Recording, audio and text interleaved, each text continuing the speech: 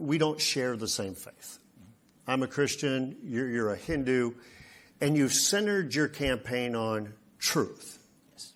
So a question a lot of the caucus goers have is, what truth? Yes. Where do you find it? Where do you discover it? And then how do you discern it and how do you apply it?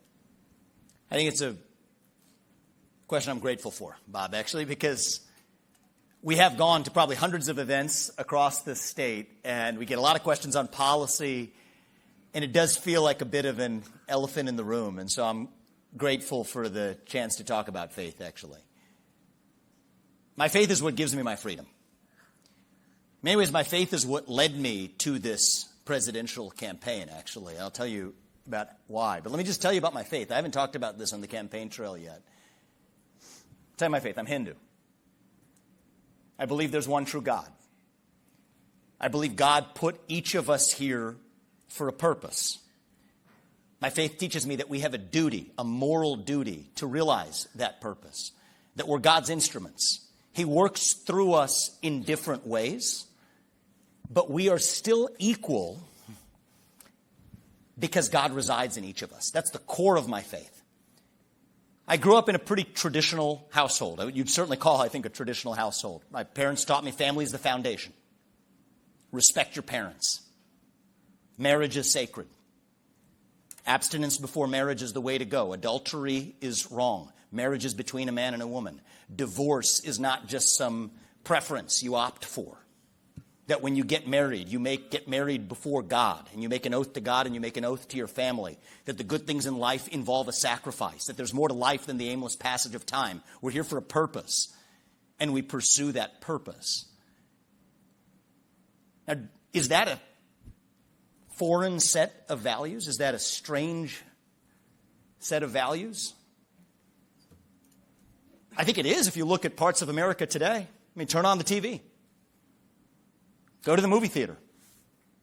Go to your local HR session in your corporate DEI training. We fired that department. Look, thank you. It's a great service you did. Right? I mean, you could go to universities, go to what they're teaching your kids in public schools. That would feel like foreign values, but I don't think they're foreign values to most Americans in this country. I don't think they're foreign values to those of us who are in this room today.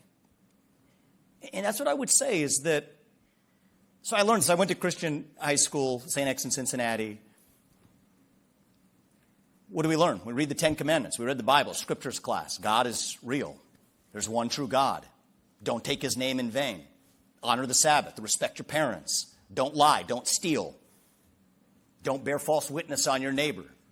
Don't covet. Don't commit adultery.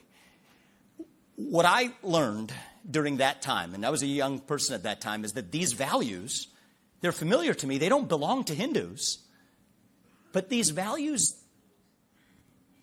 they don't belong to Christians either. They belong to God, actually. And I think they are the values that undergird our country. And so can I be a president who promotes Christianity across this country? I can't, for a number of reasons. I'm not Christian. I don't think that's actually what we should want the U.S. president exactly doing either. That's a job for pastors and others who need to carry that out. But will I stand for those fair values, for those shared values? Will I promote them in the example that we set, revive them in the next generation of Americans? You're darn right I will, because that's my duty. And I think God put us here for a purpose. And one aspect of my faith that I'll just comment on, Bob, is one of our teachings is that we don't choose who God chooses to work through. That's not our choice. That belongs to God. And again, when at St. X High School, when we read the book of Isaiah, that was familiar to me.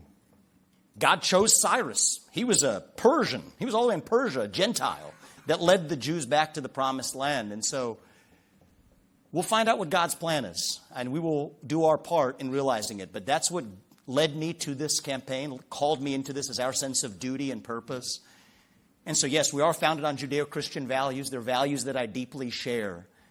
Not as a pastor, but as a president. I think it's my responsibility to make faith and family and hard work and patriotism, but faith included, cool again in this country for the next generation.